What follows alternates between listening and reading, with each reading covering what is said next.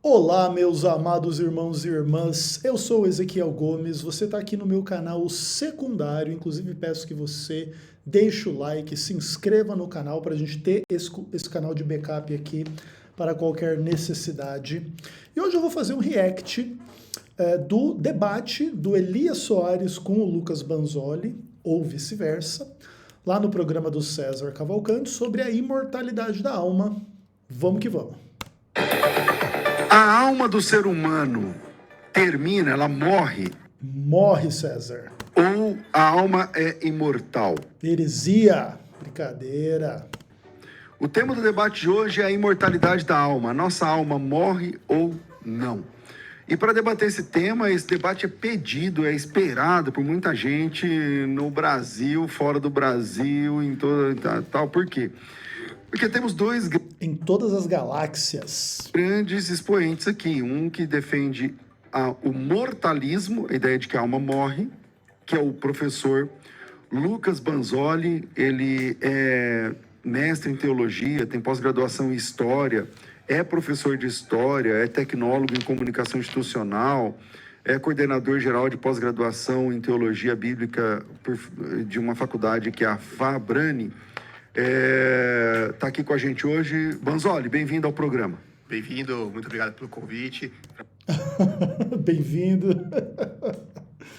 Ai, ai, ai. Engraçado. Assim, o Banzoli é um cara muito gente boa, gosto demais dele. Fico feliz aí de vê-lo aqui em São Paulo, nos debates presenciais. Muito legal. É minha honra estar aqui. Eu falei, inclusive, nos bastidores, né, que logo de cara já me deu logo essa pedreira aí, né, que ia debater com o Elias Soares. Eu esperava ter uns 10 debates para chegar no chefão, mas já me mandaram pro chefão logo de cara. Logo de cara. Legal. Claro que, apesar de ser brincadeira, esse tipo de coisa, né, o Elias Soares é um tipo de debatedor muito, como que fala assim, muito traiçoeiro em certos aspectos, né? E o Elias gosta muito dessa coisa de ser colocado como o cara que defende essa bobajada aí de imortalidade da alma, né? Então, a despeito da brincadeira, assim, eu acho que essas coisas não são muito positivas de ser ditas, assim. O Elias é uma pessoa que, pelo menos na minha percepção, assim, mal tem segundo grau completo, muito equivocada, assim, no aspecto de compreensão e exposição de discussões teológicas no nível acadêmico, vamos colocar desta forma, e é uma papagaiada ridícula, em geral com os mesmos argumentos de sempre, enfim, não acho assim que o Elias seja o maior, por exemplo, debatedor desses assuntos de mortalidade da alma e etc, etc, etc. O que acontece é que o Elias é uma pessoa perspicaz no aspecto da argumentação para fazer com que as pessoas que não conhecem bem essas discussões creiam, né, nessa bobajada da imortalidade da alma, né, ou pessoas que querem crer nessa bobajada aí. Mas isso não tem que ver com nenhuma qualidade de argumentação ou de raciocínio. Isso só tem que ver com o aspecto de falar o que as pessoas querem ouvir, né? É assim que funciona. Com a gente também aqui, Elias Soares, dispensa comentários. Não, dispensa comentários não, é Heresias Soares, né, César? E apresentações, assembleiano, vários livros escritos, é o cara dos debates. Bem-vindo, Elias. Muito obrigado, pastor César. Eu gostei da roupa do Elias, né? Uma roupa muito doida, né? Sempre um prazer enorme poder estar participando aqui nesta programação. E hoje participando aqui com o Lucas Banzoli, como ele já nos antecipou. Há uma grande expectativa por parte dos telespectadores, pelos ouvintes. E já disseram que eu vou ser massacrado por você, que você não vai me poupar, porque esse é o seu perfil, né? E eu quero mandar um beijo para minha esposa, irmã Débora Soares, para Abigail Soares, para o Davi e para todos os nossos amigos do nosso canal no YouTube, PR Elias Soares Oficial, e também no Instagram. Bom, não vai ter tempo determinado para cada um dos lados, eu vou pilotando aqui. Quem prefere começar? Eu preferia começar sem anúncio. Mas não vou ficar reclamando dos anúncios, porque aí vai ser 200 anúncios aqui. Para mim, tanto faz. Pode começar. Então, Elias, Posso vamos começar? lá. Por que a alma é imortal? Bom, em primeiro lugar, é importante. Em primeiro lugar, é importante dizer que eu sou um herege, brincadeira. Então, Elias vai começar defendendo a bobajada de sempre. Importante salientar que, na visão imortalista, o homem não é uma alma, mas ele tem uma alma. E esta alma é imortal. Então, na visão mortalista, o homem não é uma alma. O homem tem uma alma e esta alma é imortal. A defesa que nós iremos fazer sobre a imortalidade da alma, ela se concentra em alguns argumentos bastante interessantes. Em primeiro lugar, essa importância, ela oferece-nos um antegozo daquilo que vai acontecer no futuro. Antegozo do futuro. Fundamento bíblico, 0. Porque nós sabemos que posteriormente, por ocasião do arrebatamento da igreja, os nossos corpos irão ressuscitar. Mas enquanto eles não ressuscitam, para nós estarmos completamente na presença de Deus, a nossa alma já está na presença de Cristo.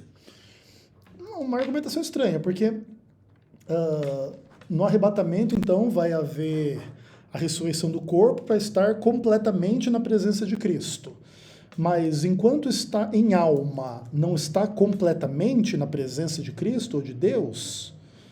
Por que é necessário haver a ressurreição do corpo para estar completamente na presença de Deus? Um pouco estranho. Já está no estado de bem-aventurança, de alegria e de paz.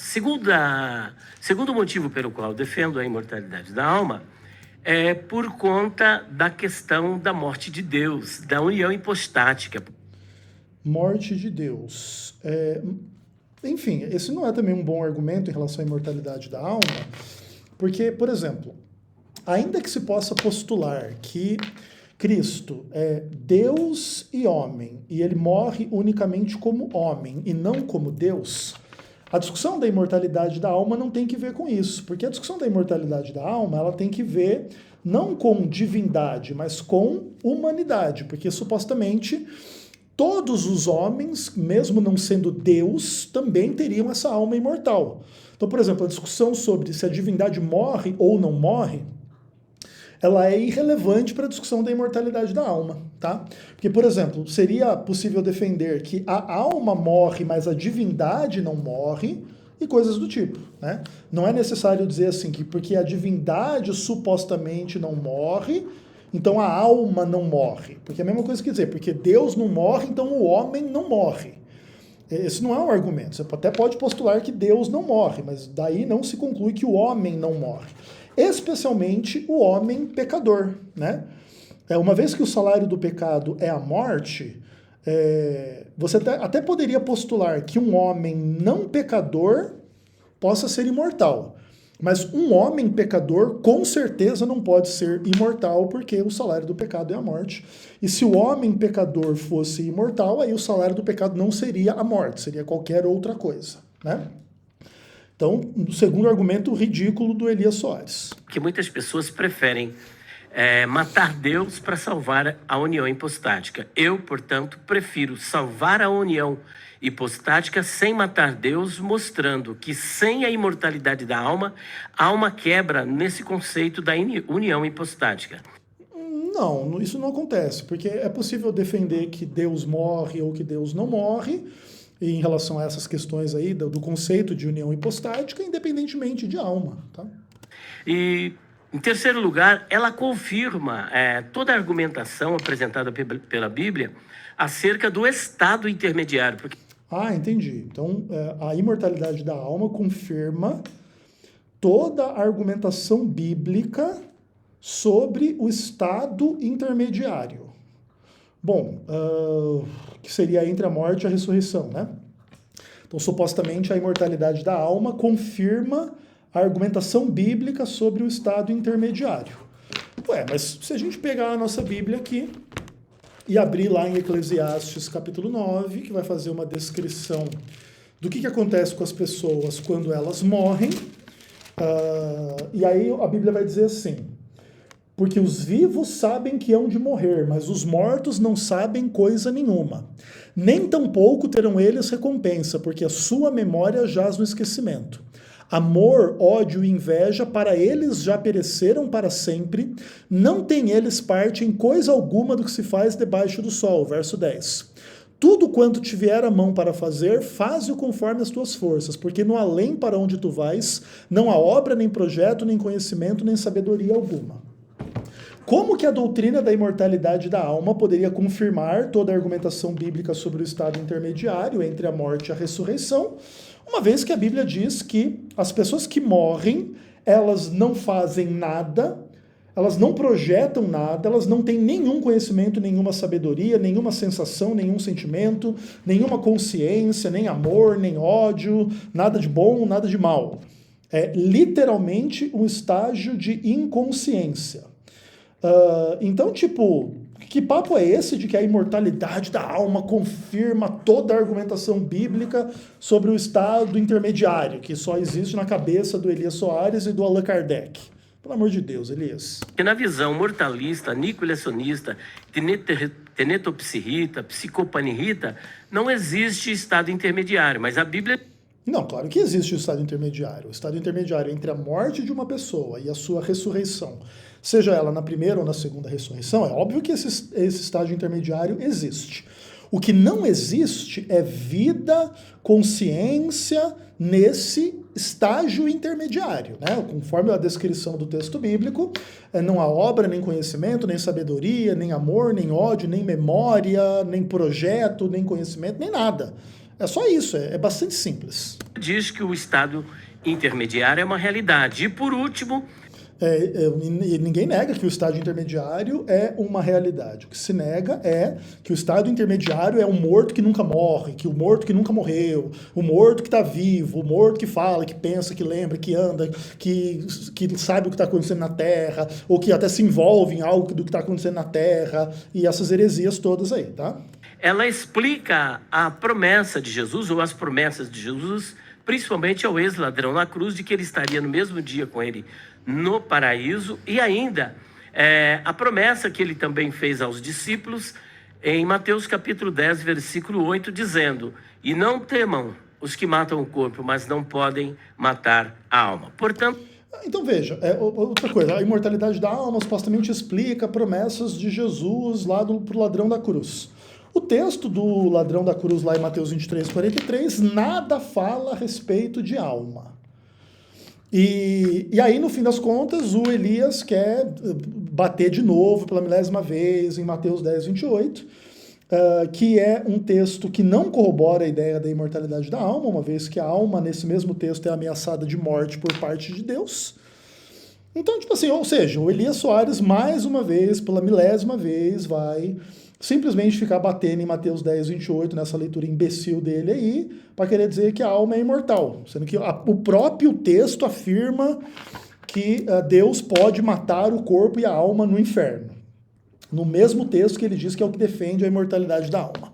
Então, ou seja, né, mais do mesmo eternamente saindo da boca do Senhor Heresias Soares. A imortalidade da alma é uma realidade, ela é imprescindível, é uma doutrina ortodoxa e bíblica. Ortodoxa e bíblica, né? Me engana que eu gosto, irmão. Defendida por Jesus e pelos apóstolos. Professor Lucas Banzoli, tá com... E agora virou defendida por Jesus e pelos apóstolos. E qual apóstolo? Por que não citou o apóstolo? É muito fácil falar, né, Elias? Mas mostrar que é bom, nada, né? Ou seja, dos 4 argumentos do Elias Soares, o antegozo do futuro, que tem a ver com arrebatamento, que não sei o quê, que vai ter a ressurreição do corpo, daí você vai estar completamente na presença de Deus. Aí antes daquilo você está incompletamente. Aí a morte de Deus, nada a ver. Aí os argumentos bíblicos do estado intermediário, nada a ver também. Aí a promessa de Jesus pro ladrão da cruz, nada fala sobre a alma. E aí Mateus 10, 28. É isso, o resumo da ópera é Mateus 10, 28. Fala pertinho aí. O Elias explicou bem que para nós, mortalistas, a gente não possui uma alma, a gente é uma alma. A gente vai lá pro texto básico, que é o de Gênesis 2:7, onde a gente vai ver a narração da criação humana. A gente vai ver: então o Senhor Deus formou o homem do pó da terra. Aí você percebe a diferença, né? O Lucas já inicia com texto base Já lê o texto bíblico, é outra postura, né? E soprou em suas narinas o fôlego da vida e o homem se tornou uma alma vivente. Então, o que essencialmente, basicamente, a alma é? É alguma coisa que Deus colocou dentro do homem? Não, é como se tornou como resultado da fusão entre o corpo, do pó da terra, e o espírito, né, que é o que anima o corpo para que ele se torne uma alma vivente, que é o mesmo que um ser vivo. Então, muitas vezes a gente vai ver que o sentido básico de alma é simplesmente uma pessoa. Agora, qual a razão principal que me fez mudar de imortalista para mortalista, isso há muitos anos atrás? Foi principalmente por causa da doutrina da ressurreição. Por quê? Porque, ao meu ver, e a gente pode debater isso aqui, que a doutrina imortalista, ela vai anular o próprio propósito da ressurreição. Ela vai tirar o protagonismo da ressurreição. Então, na visão dos imortalistas, quando a alma sai do corpo, ela já vai direto à presença de Deus. Então, o que seria a ressurreição? Seria um acréscimo de um corpo que a pessoa está desincorporada lá no céu. Então, ela vai ter que se religar para o corpo por ocasião da ressurreição para voltar para o céu depois. O que, para mim, não faz muito sentido. Mas, principalmente, a ressurreição ela só vai se tornar realmente necessária para que exista uma vida póstuma na doutrina mortalista. Por exemplo, a gente vê lá em 1 Coríntios 15:32, Paulo dizendo: se foi por meras razões humanas que eu tenho com Éfeso, o que ganhei com isso? Se os mortos não ressuscitam, comamos e bebamos, porque morreremos. Agora, por que ele diria, se não tem ressurreição, viva de uma forma hedonista, come e bebe, amanhã morre? Porque ele presumia que sem ressurreição não haveria nada depois da morte. Não é que sem ressurreição haveria uma alma lá fora do corpo, lá no céu, que a gente estaria com Deus do mesmo jeito, por toda a eternidade, só que sem o corpo físico. Mas Perfeito. Perfeito. O Lucas já começa fazendo uma definição bíblica de alma, que é a questão do corpo mais o fôlego de vida, e aí se torna uma alma. E inclusive dizendo que a razão pela qual ele não é imortalista é porque a imortalidade da alma retira o protagonismo da ressurreição. E o que Paulo diz em 1 Coríntios 15, verso 32, é que sem ressurreição, comamos e bebamos que amanhã morreremos e acabou a história. Então, absolutamente superior à argumentação do Lucas em relação à argumentação do Elias. Sim, que não haveria nada. Então é melhor comer, beber e depois morrer. Seria como se fosse um ateu mesmo, né?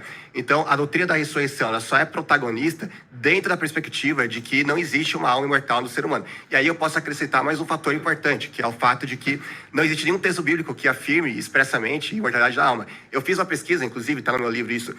Interessante. Nenhum texto bíblico afirma expressamente a imortalidade da alma. Isso é bem interessante. E, inclusive, vários textos bíblicos afirmam o oposto, né? A alma que pecar, essa morrerá, e coisas do tipo, né? Não tem nem espaço para dizer que alma não morre, até porque daí teria que conduzir a noção de que alma não peca. E aí depois como é que vai ter alma de ímpio queimando eternamente no inferno se a alma não peca para a alma poder ser imortal? Então, qualquer alma pecadora é uma alma mortal e não existe imortalidade da alma de seres humanos pecadores. Como todos os seres humanos são pecadores após a queda, todos os seres humanos são mortais. Não existe ser humano imortal. E inclusive, não existe parte do ser humano que seja imortal. Porque esta suposta parte humana que seria imortal teria que ser sem pecado, né? E aí todos os seres humanos teriam essa parte sem pecado e esta parte teria que ir para o céu, nunca para o inferno, tá? Porque, de outra forma, você teria uma vida eterna para alguém em pecado, uma alma em pecado, uma alma que tem pecado, e aí deixaria de ser a morte o salário do pecado. Então, não tem nem o que falar, né? Que das 758 ocorrências de alma na Bíblia, seja nefesh no hebraico, seja psique no grego, nenhuma vez ela é acompanhada de eterno ou de imortal, mas 300 vezes está no contexto onde ela morre. Por exemplo, Josué 10:28, é um texto que vai dizer aqui, que naquele dia Josué tomou Maquedá, atacou a cidade e matou o seu rei, espada e exterminou todos que nela viviam. Isso aqui na versão portuguesa, na NVI. Se você vai no hebraico, tá lá, exterminou toda a nefesh que nela vivia, ou seja, exterminou toda a alma. Então, claro, que como os tradutores eles vão omitir a palavra alma de textos como esses, então, para a maioria das pessoas não vai parecer que a alma morre. Mas quando a gente vai nos originais, isso fica muito claro. Aí tem um texto só que os moralistas usam, que é Mateus 10, 28, não sei se o Elias vai querer entrar nesse tema, e a produção inclusive me informou que seria o texto base, né, desse debate, que vai falar, não temos que matam o corpo, mas não podem matar a alma. Antes tenham medo daquele que pode destruir tanto a alma como o corpo no inferno. Mas a gente pode discutir, eu gostaria muito de entrar em discussão do que é alma nessa primeira parte do versículo, mas a própria sequência vai deixar claro que, mesmo nesse versículo, a alma também é destruída junto com o corpo no inferno, né, que seria a indicação final. Show de bola. Enfim, absolutamente superior à argumentação do Lucas. Bem interessante, assim, o fato, inclusive, tanto na forma da argumentação quanto no conteúdo, né? Os dois terminam com Mateus 10, 28, e o Lucas já diz que ele quer discutir o texto e que na parte final do verso já existe uma ameaça divina de destruição ou morte da alma, de maneira que não se pode nem falar em imortalidade da alma, sequer em Mateus 10, 28, que seria tipo o principal texto. Tipo, o principal texto da imortalidade da alma ameaça a alma humana de morte por parte de Deus. Então, tipo, se esse é o melhor texto que existe para pregar a imortalidade da alma, a doutrina da imortalidade da alma está em muitos apuros. E aí, inclusive, o Lucas cita, né, Josué 10, 28, dizendo lá que, ao falar que exterminou as pessoas, exterminou as almas, matou as almas, e que isso acontece em centenas de versos bíblicos. Tipo, não é um verso bíblico, né? Vamos dizer, por exemplo, assim, olha, que fosse o contrário, entendeu? Que houvesse centenas de versos bíblicos dizendo que a alma não morre, e houvesse um texto bíblico dizendo a alma que pecar, essa morrerá, a alma morre.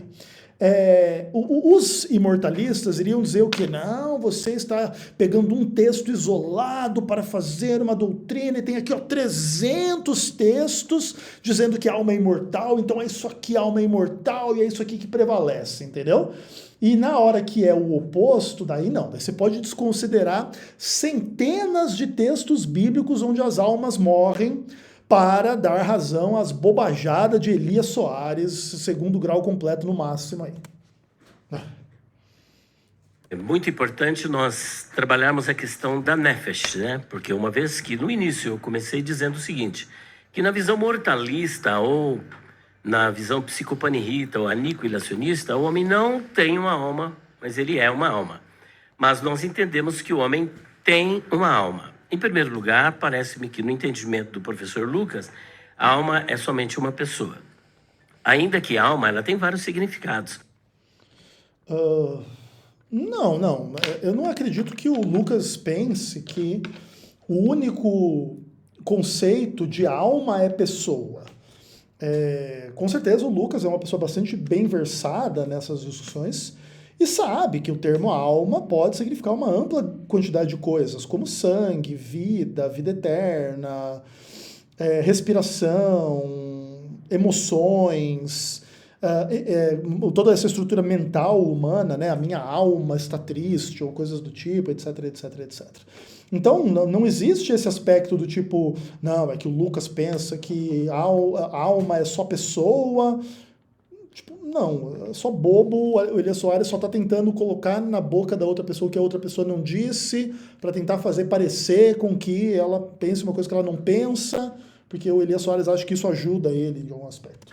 Alma pode ser um corpo morto, um cadáver, de acordo com Números capítulo 6, versículo de número 6. Então, olha só, olha que interessante. A alma pode ser um cadáver, um corpo morto. Veja, Elias, se funciona desta forma, a alma é um corpo morto, então você tem dois problemas. Você tem o problema da alma não ser imaterial, então é corpo, é matéria, e da alma não ser imortal, ela é morta. Então, tipo assim, cara, você está fazendo o que aí, irmão? A alma pode ser a pessoa, a alma pode ser vida, a alma pode ser a mente, a alma pode ser a parte material que sobrevive à morte do corpo. Não, isso não pode. A alma pode ser vida, pode ser sangue, pode ser o coração, pode ser os sentimentos, etc. Mas não pode ser uma coisa imaterial que não morre. Até porque não existe esse conceito na palavra de Deus, entendeu? Esse conceito é um conceito estranho à palavra de Deus. Por exemplo, né, você acabou de citar um texto aí, que X texto da Bíblia diz que a alma é o cadáver, é o corpo morto. Sim, a Bíblia coloca esse tipo de coisa muito claramente em inúmeros contextos. Né? Por exemplo, morria a pessoa, e aquele que tocar o morto iria ficar impuro até a tarde, não sei o que. Aí lá, tocar o morto é tipo tocar a alma, tocar a pessoa morta, tocar o corpo da pessoa morta. Aquilo ali é uma alma, entendeu? A Bíblia, sim, descreve a alma nesses aspectos constantemente. Agora, não, quando a pessoa morre, na verdade tem uma parte que não morre, que é imaterial, que não sei o que, a Bíblia nunca faz nenhuma descrição desse tipo. Tanto que, por exemplo, né, Lucas 23, verso 43, que é um dos textos que o Elias usa para inferir esse tipo de ideia. Não, aqui na Bíblia, a alma é uma parte imaterial que sai do corpo do homem, que não morre quando o corpo do homem morre. Mas lá em Lucas 23, 43 não fala nada disso. Não existe nada disso. E esse é o ponto que tem que ficar claro para todo mundo. O Elias Soares, ele nega o que a palavra de Deus explica explicitamente sobre o tema, para inferir essa bobajada grega e pagã, de que aí tem uma entidade imaterial, que o homem morre, mas não morre, ou morre só pela metade, coisa do tipo. E nós temos 2 lexicógrafos. Tem 2 lexicógrafos, do que importa, veja, existem 2 lexicógrafos, vamos dizer assim, que dizem que existe um conceito de alma imortal, inclusive tirando isso da literatura grega, vai ter 2 lexicógrafos também que dizem que a alma morre. E assim, inclusive, né, eu já fiz vários vídeos sobre o Elias Soares nesse aspecto, posso até colocar na descrição desse vídeo aqui, um dos vídeos sobre lexicógrafo que diz que em Mateus 10, 28, a alma morre. Aí nessa hora, a palavra de lexicógrafo não vale nada. Ou seja, o Elias Soares dá muito valor aos lexicógrafos quando eles dizem o que o Elias quer ouvir. Aí quando o lexicógrafo diz o oposto, aí não vale. Inclusive, se você quiser ver esses vídeos, ou esse vídeo, você me pede, se eu esquecer de colocar aí na descrição desse vídeo, que eu coloco, tá? Principalmente para abonar essa assertiva de que existe uma parte material. Uma parte imaterial no homem e não apenas a questão de sopro. Quando a Bíblia diz...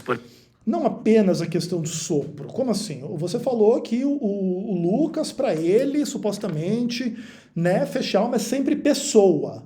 E agora você já está dizendo, não, que não é só a questão do sopro. Ou seja, você nem é coerente com a sua própria fala. Você mesmo se contradiz sozinho, porque o Lucas em nenhum momento ele falou que alma é só pessoa, ou que alma é só sopro, ou seja, você já se embanana sozinho, né? Por exemplo, lá em Gênesis capítulo 2, versículo de número 7, e formou Deus o homem do pó da terra, e soprou o Nishamá em suas narinas, ele foi feito, aí a tradução... alma vivente, mas é bem da verdade, a palavra ali não é alma vivente, mas uma criatura vivente, um ser vivente. A preocupação de Moshe, ou seja, de Moisés, do Espírito Santo através de Moisés, não é trabalhar a composição do homem, se o homem é corpo e alma, se o homem é corpo e alma e espírito, mas apenas dizer que foi criado um ser vivo, um ser que respira, porque a palavra... Olha que engraçado, né? Não era o propósito de Moisés ou do Espírito Santo dizer do que o homem é composto, se é de corpo, se é de alma, se é de espírito. Quando, na verdade, o texto diz exatamente isso. Formou o Senhor Deus o homem do pó da terra, soprou nas suas narinas o fôlego de vida, e aquilo ali é uma alma vivente. É literalmente o oposto do que o Elias está dizendo. O propósito do texto bíblico é exatamente explicar o que é o ser humano. É um corpo feito de pó, unido a um fôlego que Deus sopra nas suas narinas, e a partir do momento que esse fôlego anima este corpo, se tem uma alma. É literalmente o oposto do que o Elias fala. A palavra nefesh vem de nafash, que é respirar. Logo, uma nefesh é um ser que respira. Ah, que legal. Então, olha só. Uma nefesh, que é uma alma, é um ser que respira. Alma imaterial não respira. Então, de onde que vem esse conceito? Porque, por exemplo, o conceito de nefesh, né, ele é inclusive traduzido como psirê na Septuaginta, todas as vezes, ou praticamente todas as ocasiões. Então, a psirê, que é o termo grego para alma, que inclusive está lá em Mateus 10, 28, é o que então? um ser que respira. É o oposto do tipo um ser imaterial, que não respira, e mesmo não respirando não morre, é imortal, porque é feito não de matéria e não necessita de oxigênio ou de nada para existir, porque na ausência disso deixaria de existir. Então não, é um ser totalmente imaterial, que vive sem respirar e que inclusive o que para de respirar é o corpo, mas a alma fica intocada por esta experiência da ausência de respiração no corpo. É só burrice, cara. Enfim. Também. Agora, que o homem tem uma alma, não está em discussão ali no Gênesis capítulo 2, versículo 7. E até porque nós precisamos... Que o homem tem uma alma não está em discussão em Gênesis 2, verso 7. Mas que o homem é uma alma está em discussão em Gênesis 2, verso 7. Entendeu? Ok. Ou seja, a ideia de que o homem é uma alma tem base em Gênesis 2, verso 7. E onde é que a Bíblia diz que o homem é algo que tem uma alma? O que inclusive já faria uma distinção entre esse que tem e isso que é tido, né? Tipo assim, vamos trabalhar na dualidade corpo-alma. Então, o homem é um corpo que tem uma alma. Mas o que é o homem? É mais o corpo do que a alma ou é mais a alma do que o corpo? Ou é a alma que tem um corpo? Ou é o corpo que tem uma alma? Onde que a Bíblia coloca essa distinção, coloca as coisas nesses termos, com essa relação de posse de um em relação ao outro e de possibilidade de descarte de um em relação ao outro. Então, a alma pode descartar o corpo, ou o corpo pode descartar a alma, e ainda assim este corpo sem alma, ou esta alma sem corpo, continua sendo um ser humano. Onde que a Bíblia ensina essas coisas? Só a Bíblia do Allan Kardec, que é a Bíblia que o Elias Soares deve estar lendo, né? Vamos apelar na perspectiva da revelação progressiva. E a revelação progressiva. Vamos lá. E na revelação progressiva, quando vamos para Mateus capítulo 10, versículo de número 28, o Senhor Jesus é taxativo. Entendi. Então a revelação progressiva é Mateus 10, 28. Ok. Em dizer o seguinte... De que aí você vai dizer que a alma é imortal. Tá, beleza. Então, vamos para a revelação mais progressiva ainda? Legal. Então, vamos lá para João, capítulo 10, verso 35, se eu não me engano. O que diz a Bíblia lá? Isso. A Escritura não pode falhar, ok? Então, veja, o que Jesus está dizendo aqui? Na revelação mais progressiva ainda. Porque... Então, por exemplo, assim, o que o Elias Soares está dizendo? Que, tipo, Gênesis 2,7 corrige Gênesis... Aliás, Gênesis 2,7 é corrigido por Mateus 10, 28. Então, lá em Gênesis 2,7, o homem é uma alma. Mas aí, supostamente, Jesus vem trazer uma nova luz. Não é que o homem tem uma alma, não é que o homem é uma alma, é que, na verdade, o homem tem uma alma... Mateus 10, 28. Mas aqui em João 10, que é uma revelação mais progressiva ainda, a Escritura não pode falhar. Então, quando a Bíblia diz que o ser humano é uma alma, é uma alma mesmo. Quando, inclusive, a Bíblia diz lá em Eclesiastes 9 que na morte não sabe nada, não lembra nada, não tem sentimento nenhum, não tem projeto nenhum, não tem plano nenhum, não tem sabedoria alguma, não tem conhecimento algum, não tem consciência alguma e etc., não pode falhar. Porque se a alma fosse imortal, e na verdade ela tem planos, ela tem conhecimento, ela tem sabedoria, ela tem memória, ela tem amor, ela tem ódio, ou qualquer outra coisa, daí a Escritura falhou. Né, retardado mental Elias Soares? Não temais os que matam o corpo. O verbo matar que aparece ali é apoketeino. E todas as vezes que apoketeino aparece é sempre para matar. Legal. Apoketeino sempre é para matar. Legal. Então vamos abrir a Bíblia lá em Ezequiel capítulo 13. O que diz lá a palavra de Deus? Lá em Ezequiel capítulo 13, por exemplo, você pode ler aqui o verso 19. Vós me profanastes entre o meu povo por punhados de cevada e por pedaços de pão, para matardes as almas que não haveriam de morrer. Se você vai lá na tradução da Septuaginta desse texto de Ezequiel 13, verso 19, o verbo matar a alma é apoketeino. Então matar é matar mesmo. Então o que é? Matar mesmo a alma, entendeu? É isso, pronto. Só que quando matam o corpo, mas não podem matar, apoketeino, a alma. Não podem matar a alma. Então veja bem, se o homem pode matar o corpo, mas ele não pode matar a alma, é fato que, por ocasião da morte do corpo, A alma sobrevive. a alma sobrevive. Então, mas e aí o que você faz com Ezequiel 13, 19, que diz que mata a alma? Para matar a alma de quem não haveria de viver. E etc e tal. E aí, o que acontece? Como é que resolve o problema? Isso é só uma burrice infinita. Porque o que acontece? O Elias, ele força a primeira parte de Mateus 10, 28 para entrar em contradição com a segunda parte. Porque, ainda que fosse, que nem é o caso, entende? O sentido do texto de Mateus 10, 28, nada tem que ver com uma coisa do tipo assim, a alma é imortal por parte do homem, mas ela é mortal por parte de Deus. Até porque, se fosse isso também, já seria mortal diante de Deus, tá? Mas esse não é o aspecto, não é o ponto da discussão. E o Elias simplesmente força essa bobajada para negar a condição da morte, da realidade da morte, inclusive no que tange a alma humana, a existência humana, por completo.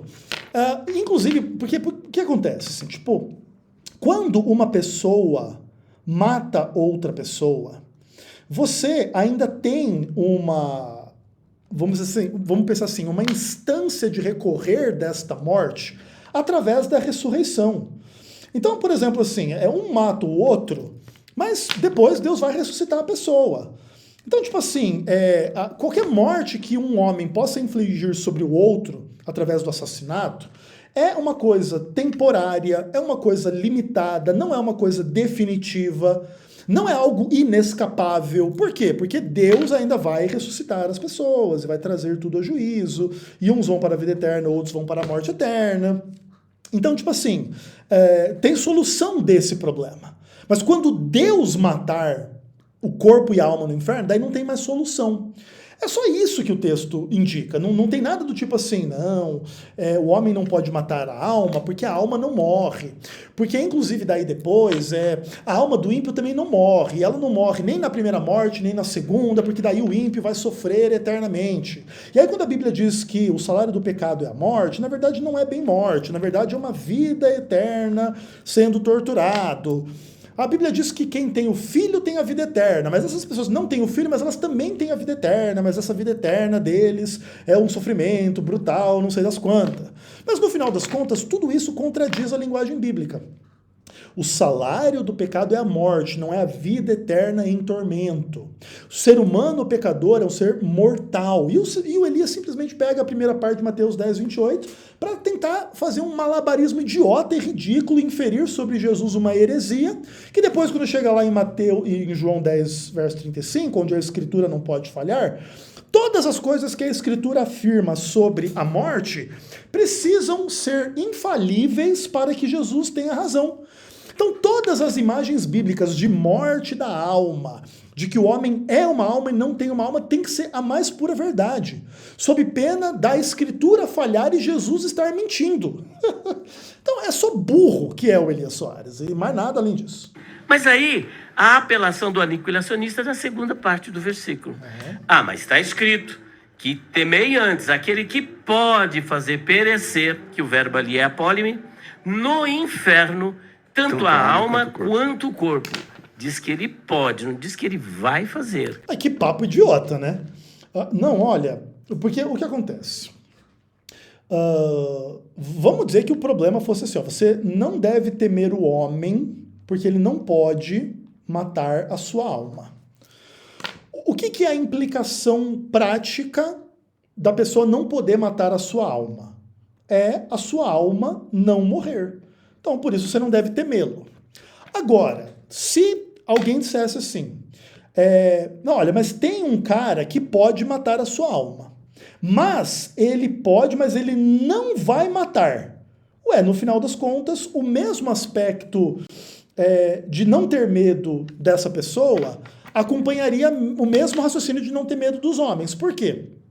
Porque se o homem não pode matar, então eu posso me sentir aliviado que minha alma não vai morrer, e Deus pode, mas ele também não vai matar, então a minha alma também não vai morrer, a mesma ausência de temor que existe em relação aos homens deveria existir em relação a Deus. Porque a ideia de que ele pode, mas não vai fazer, deveria fazer com que eu não o tema da mesma forma. Porque se o ponto é que eu não devo temer os homens porque eles não vão matar a minha alma, eu também não deveria temer a Deus porque ele também não vai matar a minha alma. Se um pode, o outro não pode, o resultado final que a alma não vai ser morta é o mesmo. Então é só burro. Ou melhor, que ele vai aniquilar, mas que ele pode, não diz, ele tem poder para isso, porque Deus é todo poderoso, mas não diz que ele vai fazer, porque seria uma incongruência da parte de Deus se nós tentarmos harmonizar outras passagens bíblicas. Não, pelo contrário. Como assim? Seria uma incongruência da parte de Deus se fosse tentar harmonizar os textos bíblicos. Como assim? Então você está dizendo que os textos bíblicos são incongruentes e tentar harmonizá-los é um problema porque não pode ser harmonizados? Isso, inclusive, implica contradição na própria Bíblia. Então, tudo que eu quero dizer... Vamos voltar aqui para ouvir isso aqui de novo. Ou melhor, que ele vai aniquilar, mas que ele pode, não diz, ele tem poder para isso, porque Deus é todo poderoso, mas não diz que ele vai fazer. Então tá, Deus é todo poderoso, ele pode matar a alma, mas não quer dizer que ele vai fazer, né? Ou seja, ele pode matar a alma, mas ele prefere torturá-la no inferno. Esse é o Deus maligno e mau caráter do Elias Soares. Mas o que mais que o Elias diz? Porque seria uma incongruência da parte de Deus se nós tentarmos harmonizar outras passagens bíblicas. Não. Como assim seria incongruente da parte de Deus a gente tentar harmonizar as passagens bíblicas? Veja bem, não pode haver nenhuma incongruência em Deus na busca por compreender todas as coisas que a Bíblia afirma a respeito desse assunto. Então veja, vamos trazer as discussões aqui de Romanos 6, verso 23, que o salário do pecado é a morte, de todos os salmos que afirmam que a morte é a região do silêncio, do livro de Eclesiastes que diz que o morto não sabe coisa nenhuma. Como assim seria incongruente da parte de Deus a gente tentar harmonizar estas passagens com o ensinamento de Mateus 10, 28? Ou seja, é incongruente Mateus 10, 28 com essas passagens? Então a Bíblia é contraditória. Então João 10, 35 é uma mentira, porque Jesus fala que a Escritura não pode falhar, mas ela pode. E aí a Escritura diz que a alma morre, ou que o homem é uma alma, mas isso é tudo mentira. Porque o que importa é metade de um versículo que o Elias Soares gosta de torcer para inventar uma heresia que inclusive é a mesma heresia do Satanás desde o Jardim do Éden e do Allan Kardec e de todo imbecil na face da Terra. Então, tudo que eu quero dizer é que... Tudo que você quer dizer é o quê, irmão? O homem tem uma alma, porque... Você é burro, porque o texto não diz isso. Veja bem, olha só. O texto que o Lucas tinha usado para dizer que o homem é uma alma é Gênesis 2, verso 7, né? Vamos ler de novo lá o texto base da definição do que é alma. Então formou o Senhor Deus ao homem do pó da terra, lhe soprou nas narinas, e o homem passou a ser alma vivente. Onde que Mateus 10, 28 diz que o homem tem uma alma? Que o homem é feito de corpo e alma, e ele tem uma alma, mas ele é um corpo que tem uma alma ou é uma alma que tem um corpo? Onde que Mateus 10, 28 diz isso? Ainda que exista uma percepção, por exemplo, assim, de que existem coisas que se falam em Mateus 10, 28 sobre o corpo e sobre a alma, não há nenhuma revelação bíblica sobre um ter o outro ou nada do tipo. Isso é simplesmente uma inferência do Elias Soares sobre a linguagem do texto. Enquanto o texto de Gênesis 2,7 diz claramente o homem foi feito alma vivente, se tornou alma vivente, passou a ser alma vivente, aqui o texto de Mateus 10, 28 não diz o homem é um corpo que tem uma alma, ou é uma alma que tem um corpo, e essa alma pode descartar esse corpo e continuar a ser uma alma imaterial, imortal, e blá blá blá. Não existe nada disso na revelação bíblica, isso é só uma inferência, uma loucura, uma exegese de um analfabeto bíblico chamado Elias Soares. Digamos que eles estivessem certo na segunda assertiva, da segunda parte do versículo. Não, se ele estivesse certo, não. É Jesus que falou isso aqui e ele está certo. Matando o corpo não pode matar a alma, então o homem tem uma alma. Ok, professor Banzoli. Bom, vamos lá. Eu acabei de dizer na minha primeira fala que existem 300 textos, que inclusive eu listo um a um no meu livro, que falam de morte da alma. Nessas ocasiões, o que os moralistas dizem? Mas esse texto aqui não é alma mesmo, é vida, é pessoa, e assim por diante. Ok, eu posso conceder. Agora, por que nessa... Então veja, o Lucas trabalha com múltiplos conceitos de alma.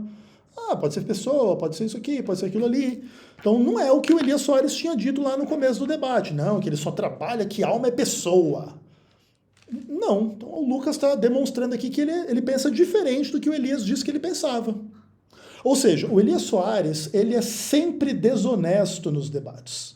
Nunca é uma pessoa honesta. Nunca é uma pessoa que debate as coisas com conhecimento, com consideração à realidade das coisas. É só uma pessoa que fica repetindo essa bobajada infinita eternamente. Nessa ocasião específica de Mateus 10, 28, a alma ali tem que necessariamente ser entendida como um elemento. Ou seja, por que a gente não pode entender que pode estar falando de outra coisa, da mesma forma que eles usam a lógica da polissemia, a palavra alma, nos textos que falam de morte da alma?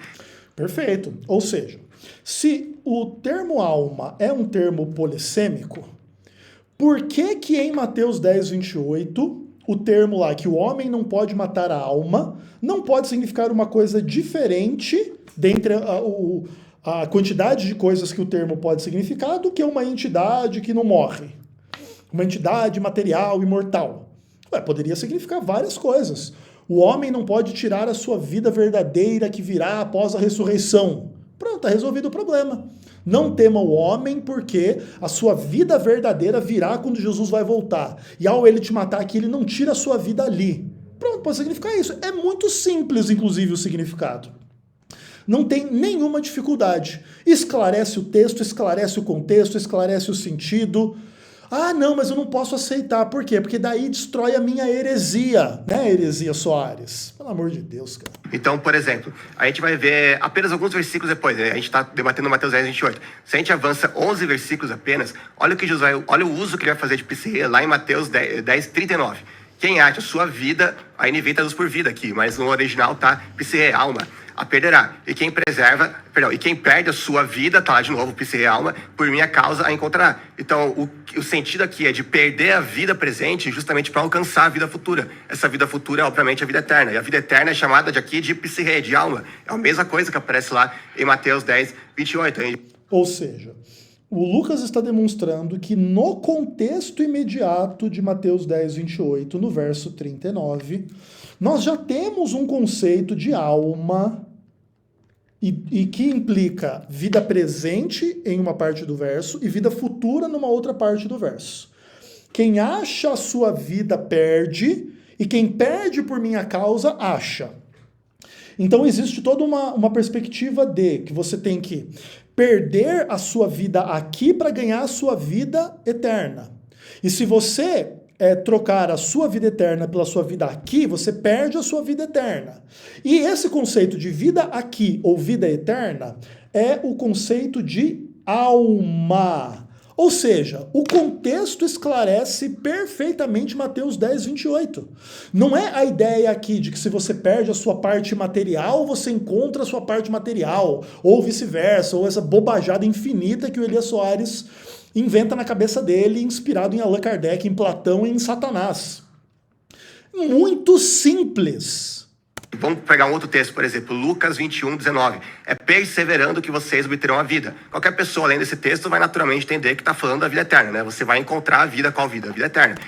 Perfeito, e o termo lá também é psique. Agora, se a gente vai no grego, tá lá, vocês obterão a psique. Agora, você vai obter uma alma enquanto elemento para dentro do seu corpo, que eles dizem, inclusive, que a gente já tem. Não faz o menor sentido. Então, Ou seja, né, lá em Lucas 21, a ideia é que ganhar a alma, ganhar a vida eterna é uma coisa do futuro. É na vossa perseverança que ganhareis a vossa alma, né? Inclusive, acho que assim é a minha tradução aqui. Exatamente. Ó. Não sei se vocês vão conseguir ver aí, mas que eu estou na bolinha pequena, né? Enfim, é na vossa perseverança que ganhareis a vossa alma. Ou seja, alma é uma coisa que você vai ganhar no futuro. Então, quando Mateus 10, 28 diz o homem não pode matar a sua alma, é isso que ele está querendo dizer. O homem, ao te matar aqui, não tira a sua vida futura da ressurreição. Por isso ele não deve temê-lo. Ele mata você aqui, mas ele não tira a sua verdadeira vida que você vai ganhar se você morrer pregando o evangelho, sendo fiel a Deus, você vai ter a vida eterna. Por isso você não precisa temer o homem. Mas se Deus matar você e matar seu corpo e a sua alma, aí você não vai ter vida eterna nenhuma. É tão absolutamente simples de entender que não tem nem o que fazer, entendeu? Tipo assim, qualquer pessoa que se nega a entender isso, ou porque ela não entende, ou porque ela é burra, ou porque ela é mau caráter, não está apta a discutir esses assuntos. Por isso, inclusive, não se diz que Elias Soares é um grande mestre para discutir a imortalidade da alma. Não. Elias Soares é só um grande imbecil e um grande herege. Ponto. O que é que você vai obter com o psirrê? É justamente a vida eterna. Então, vários versículos vão usar a palavra psirrê, alma, não no sentido de uma alma enquanto elemento, mas no sentido da vida eterna. Então, o que Jesus está dizendo aqui não é para temer aquele que apenas pode dar um fim a essa existência terrestre representada pelo corpo, mas aquele que pode também dar um fim à nossa própria existência futura na ressurreição, né? Ou seja, nos privar completamente da vida eterna e nos aniquilar na segunda morte, que é a morte eterna. Perfeito, a explicação do Lucas é perfeita. Gostaria só de comentar brevemente aquilo que o Elias falou, que a segunda parte do versículo diz que ele pode destruir a alma, mas não que ele vai destruir a alma. Mas eu não vejo como isso faça muito sentido. Por quê? Porque senão o texto estaria dizendo mais ou menos o seguinte: temam aqueles que podem matar o corpo, mas não podem matar a alma.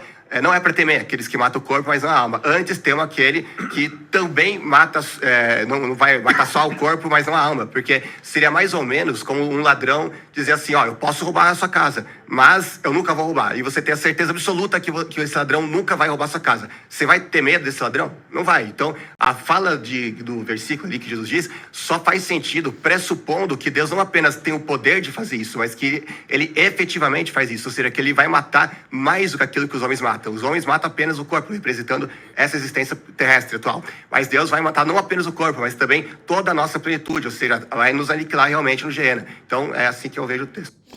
Perfeito. E talvez o Lucas... Não vou dizer que ele não explicou da melhor forma. Na verdade, não. A explicação do Lucas está perfeita. O problema é que imortalista é retardado mental e é cheio dessa bobajada na cabeça. Então eles não têm muita benevolência na hora de ouvir a explicação do Lucas, ou minha, ou de qualquer outra pessoa. Né? Porque, obviamente, ao entender a explicação e ao admitir o caráter bíblico da explicação, eles se veem divorciados, né, dessas argumentações idiotas que eles têm para dizer aí que a alma não morre, essa bobajada toda. Então eles não vão admitir a argumentação do Lucas, mas a argumentação é perfeita e irrefutável, é só isso. Ok, Elias. Dicas saudáveis. Vamos lá, né? Vamos que vamos. Bom, vamos dar continuidade então àquilo que nós acabamos de propor. Mateus 10, capítulo 20, número 28, usa o verbo apoqueteino, que é matar, no sentido de matar mesmo. Ao passo que a segunda parte do versículo vai usar o verbo apólime. E o verbo apólime, diferente de apoqueteino, ele tem um campo semântico muito amplo. Uma vez que ele tem um campo semântico amplo, significa que esta palavra, apólime, esse verbo, ele tem vários significados. Ele tem muitos significados. Por exemplo, apólime pode ser estragar. Por exemplo, o odre, que é feito de pele de carneiro, depois do vinho passar pelo processo da fermentação, não se pode colocar vinho novo nele, porque ele vai estourar. Essa rotura do odre significa que ele passou pelo apólime, ele estragou. Ele estragou, ele está agora inutilizado. Ele não deixou de existir. Porque é importante salientar que quando um aniquilacionista ou mortalista, representado aqui pelo professor Lucas Banzoli, ele fala de morte, não está falando de apenas morte, está falando de aniquilação, de deixar de existir. Ou eu estou enganado? É isso mesmo? Certo. Tá certo? Então é deixar de existir. Então veja que o odre, ele teve uma rotura, mas ele continua existindo. Ele simplesmente se tornou inútil. E a palavra é a mesma. É a mesma, é apólime. Da mesma sorte, a palavra alma, ela não pode ser engessada dentro de apenas de um texto, porque ela também possui um campo semântico muito amplo. E alma tem vários significados. Mateus 10, 28, o que significa alma? A parte imaterial que sobrevive à morte do corpo, porque precisa ser explicado isso, porque veja bem, não precisa ser explicado nada disso. Isso, inclusive, já acabou de explicar, já acabou de refutar. E, tipo assim, não tem nem o que insistir nisso. Porque, por exemplo, Primeiro, eu também já acabei de explicar aqui que o verbo apoketeno é usado para matar a alma na Septuaginta em Ezequiel 13, verso 19. Então, se esse fosse o problema, já acabou o problema. Ainda que fosse verdade, por exemplo, que apólime é um verbo de implicações um pouco mais amplas e tem significados um pouco diferentes do que apoketeno, que é realmente matar e é só matar e não tem outro significado. Então já acabou, a alma morre, porque lá em Ezequiel 13, verso 19, diz que a alma morre, apoketeno, né? Que alguém mata a alma.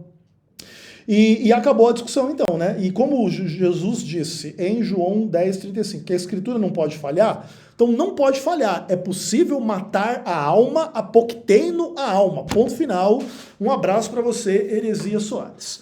Mas ainda que fosse verdade o que o Elias está dizendo, vamos dizer que apoketeno é um verbo específico para matar e apólime, além de significar matar, pode significar outras coisas, como estragar, que não é matar, e daí é uma coisa estragada, é inutilizada, mas ela continua existindo, mesmo que estragada.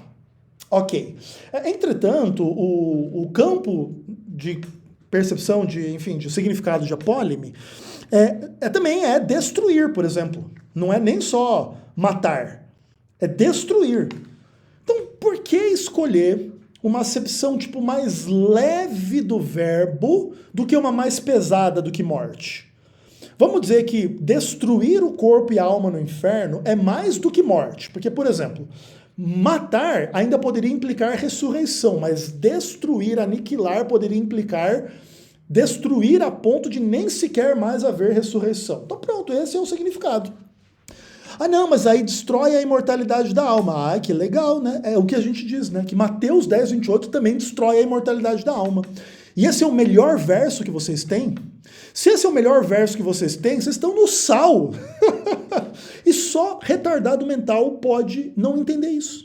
Pode matar o corpo, mas não pode matar a alma. Aí, suponhamos que os aniquilacionistas estejam corretos e realmente Deus vai aniquilar, porque não é apenas matar e tornar inútil, mas ele vai matar, vai fazer deixar de existir.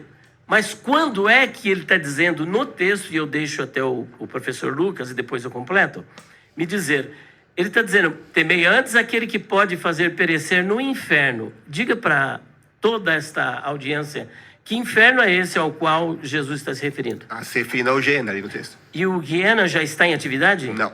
É para o futuro? Sim. E então, se ele só vai fazer isso na Guiena, o que aconteceu com a alma de Caim, dos habitantes de Sodoma e Gomorra, dos mortos no período do dilúvio? Para onde que foram essas almas? Bom, o texto bíblico responde o senhor Elias Soares. Inclusive, a gente já leu aqui, podemos ler de novo. O que aconteceu com as pessoas que morreram? Os mortos não sabem coisa nenhuma. Sua memória jaz no esquecimento. Amor, ódio, inveja para eles pereceram. Para sempre não tem eles parte em coisa alguma do que se faz debaixo do sol. Para onde eles foram não tem obra, nem projeto, nem conhecimento, nem sabedoria. O livro dos Salmos vai dizer, é a região do silêncio. E é isso, é para esse lugar que eles foram. É o lugar da inconsciência, é o lugar da inexistência, é o lugar onde eles não falam nada, não pensam nada, não lembram de nada, não participam de nada, não fazem nada. Sabe por quê, Elias? Porque estão mortos. Olha que grande revelação, hein, Elias? Até hoje você não sabia que as pessoas morriam, né, cara? Pelo amor de Deus, mano. Se elas deixaram de existir. Se elas só vão deixar de existir na Guiena, e a Guiena não está em atividade. Caim faz então, mas uma vez morto, ele deixa de existir. Deixa de existir. Não deixa de existir na conceito dele, não. Porque dentro do texto que nós estamos discutindo, Mateus 10, 28. Em Mateus 10, 28, não tem mais os que matam o corpo, mas não pode matar a alma. Ou seja, alguém pode te matar, mas a sua alma ele não mata, ela continua existindo. Temei antes... Não, mas o ponto é o seguinte, Elias. Você está supondo um conceito de alma equivocado sobre o texto de Mateus 10, 28. É por isso que você enxerga esse problema. Porque esse é um problema que não existe. O Lucas já explicou para você, por exemplo, usando o texto lá de Lucas 21, verso 19, se eu não me engano, na vossa perseverança ganhareis a vossa alma. Nesse aspecto, a alma é uma coisa futura. Ou seja, quando a pessoa diz que o homem não pode matar a alma, ele não está dizendo que ele não pode matar uma entidade que continua viva após a morte e que nunca morre porque é imaterial e imortal. Não. Ele está dizendo que a pessoa pode te matar, mas não tira a sua vida futura.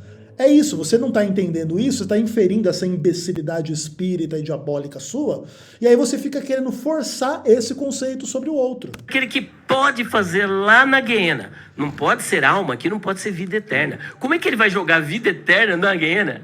Vamos lá. A vida... quem vai para a Guiena é porque não tem vida eterna. Quem tem vida eterna, ele não pode ir para a Guiena porque ele continua vivo. Agora, Caim, ele não tinha vida eterna. Ele morreu há 6.000 anos atrás. Não, calma aí, Elias. Você está dizendo então que quem vai para a Guiena não tem a vida eterna. Legal, então ninguém pode ficar eternamente na Guiena. Porque se você ficar eternamente consciente na Guiena, você tem uma vida eterna na Guiena. Se você acabou de admitir que quem vai para a Guiena não tem a vida eterna, você acabou de admitir o aniquilacionismo. Seja bem-vindo ao aniquilacionismo, Heresia Soares. Mas é óbvio, ele é tão burro que ele nem entende que o que ele mesmo fala implica na refutação do que ele mesmo crê. Está onde a alma... Existe fazer Esse conceito grego de alma do Elias, essa bobajada toda, é o motivo em função do qual ele não consegue entender coisas muito básicas da palavra de Deus, como Mateus 10:28. Certo. Eu não vejo como esse argumento, na verdade, vai refutar a gente. Na verdade, eu uso esse argumento contra eles, na verdade. Perfeito, exatamente. Esse argumento não refuta ninguém. Se ele refuta alguém, é o Elias Soares. Porque se o texto está falando aqui que destruir tanto o corpo como a alma no inferno, que o inferno ali, como o próprio Elias Soares falou, é o Geena. Porque se nessa ocasião não tem destruição, ele simplesmente vai para o inferno e fica sofrendo lá. Por que então Jesus falou que vai mandar tanto o corpo como a alma para no caso, né, não pode matar o corpo, vamos voltar lá. Antes tenha medo daquele que pode destruir tanto o corpo como a alma no inferno. Aí se você vai para o texto paralelo, o texto de Lucas, olha o que você vai ver ali dizendo. Eu lhes digo, meus amigos, não tenham medo dos que matam o corpo e depois nada mais podem fazer. Mas eu mostraria quem vocês devem temer. Temo aquele que depois de matar o corpo tem poder para lançar no inferno. Sim, eu lhes digo, vocês devem temer. Então, se o sentido é, você mata o corpo, a alma sobrevive depois da morte do corpo, certo? Aí a alma vai para o inferno, ok? Agora, qual inferno que é esse que a alma vai imediatamente após a morte do corpo? É o Hades. Mas o texto aqui, se você vai no original, tá o Geena. Ou seja, por que Jesus pula o Hades, pula aquilo que seria o inferno temporário e vai direto para o Geena? Nós temos uma explicação, que ele está falando justamente do aniquilacionismo final, da segunda morte. Entendi. Eu não acho que é uma boa resposta do Lucas fazer essa distinção entre Hades e Guiena, mas tudo bem também, né? Não é um problema. O Lucas não está equivocado. Eu só acho que isso abre uma complexidade desnecessária. Acho que explicar a dúvida do Elias é muito simples, tá? É só reenfatizar o que ele já tinha dito. Veja bem, já foi dito que alma, em Mateus 10:28, na primeira parte do verso, implica a vida eterna. O homem pode te matar aqui, mas não tira a sua vida eterna. Isso resolve todo o problema. Quando ele decide entrar no jogo do Elias Soares, aí ele acaba dando um espaço para o Elias argumentar coisas, talvez na resposta dele, que não seria necessário, tá? Mas tudo bem, ok, tranquilo. Porque a primeira parte do versículo trata da primeira morte, a segunda parte trata da segunda morte. Perfeito, aí já melhorou. Então, Mateus 10:28. No primeiro aspecto, estaria trabalhando questões que tem que ver mais com a primeira morte, e na segunda parte do verso, mais com a segunda morte. Então, por exemplo, o homem pode matar você a primeira morte, mas não pode fazer você morrer a segunda morte. Então, ou seja, ele tira a sua vida aqui, mas não tira a sua vida eterna. Beleza, mas Deus pode tirar a sua vida e não te dar a vida eterna, e te jogar no lago de fogo e assim destruir você por completo. Tá perfeita a explicação, é isso aí mesmo. Só precisaria talvez colocar de uma forma um pouquinho melhor, porque o Elias vai acabar usando essas coisas a seu favor, mas normal também. Que após a ressurreição, por isso que ele menciona corpo e alma lá em Mateus 10:28, por isso que isso que responde aquilo que o pastor Elias falou. Agora, eu queria responder também aquilo que ele falou sobre a diferença entre apotenesco, que seria a palavra para morte, na primeira parte do versículo, e apólime, que é a palavra para morte, para destruição, ali traduzido como destruir, na segunda parte do versículo. Por quê? Embora nessa ocasião dos odres, ele fez uma boa observação, mas todas as vezes, repito, todas as vezes que essa palavra é usada em relação a pessoas, invariavelmente ela é traduzida ou como destruir ou /perecer, ou como perder. Você pode ir na Bible Hub, por exemplo, e você vai ver a relação de passagens, todas as vezes vai ser destruir ou perecer, ou perder, aplicado a seres humanos. E o interessante é que você vai ver, por exemplo, nesse versículo não faz nem sentido traduzir com perder. Nenhuma tradução vai traduzir com perder. Não faz sentido falar, por exemplo, tem aquele que pode perder tanto a alma como o corpo no inferno. Não faz sentido. Então aqui é destruir. E todas as vezes que destruir, que apólime é usado no sentido de destruição aplicada a seres humanos, sempre tem o mesmo sentido de apotenesco, ou seja, de matar. Eu vou citar apenas alguns textos, aí eu passo a palavra para o Elias. Na Septuaginta grega, por exemplo, vai estar lá, Gênesis 18, 23. Abraão aproximou-se e disse: exterminarás o justo com o ímpio, está lá apólime. Daniel 2, 24, Daniel fala: não execute os sábios, ó rei. Está lá, execute é apólime. Legal. Números 24, 19, dominará Jacó e matará os que restam nas cidades. Execute é apólime. Números 24, 19, dominará Jacó e matará os que restam nas cidades. Apólime de novo. Vamos para o Novo Testamento. Lucas 17, 27, vai falar: então veio o dilúvio e destruiu apólime a todos. Eles continuaram Perfeito. Excelentes exemplos. vivos nas águas do dilúvio? Não, eles morreram mesmo, né? A mesma coisa, Lucas 17, 29. Mas aí saiu fogo de Sodoma e Gomorra, etc. E os consumiu a todos. Consumir aqui também é apólime. Perfeito. Muitos usos do verbo apólime, como consumir, exterminar, destruir, acabar. Ou seja, eu separei aqui dezenas de textos, mas para poupar nosso tempo, né?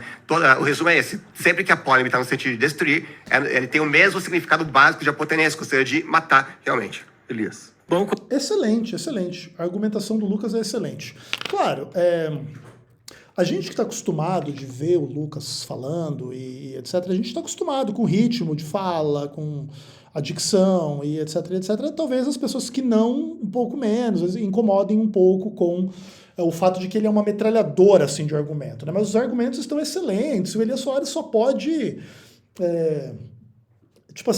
sambar em cima dessas coisas. Ele não pode refutar jamais. É só isso. como vocês puderam ver, ele não me respondeu para onde está a alma de Caim. É que não tem, assim, é um papo muito idiota, Elias. Onde está a alma de Caim? Você está pressupondo que a alma é essa entidade que está em algum lugar, mas não existe isso. Isso não é um ensino da Bíblia.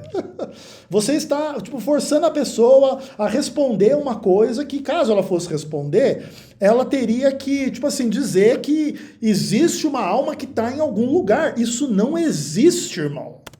Nem dos antediluvianos e nem dos habitantes de Sodoma e Gomorra. Agora, olha só a enroscada que a argumentação do professor Lucas o empurrou.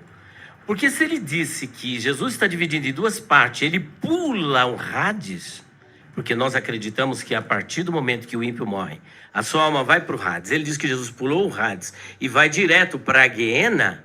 Olha só, quando o ímpio morre, olha o que Jesus falou: não temais os que matam o corpo, mas não pode matar a alma. Se não pode matar a alma e só vai matar na Guiena, é fato que essa alma continua viva. Não, isso não é um fato. Conforme o Lucas já explicou, o conceito de alma aí não é essa entidade que não morre. É essa vida eterna que a pessoa que te mata aqui não pode alcançar ali.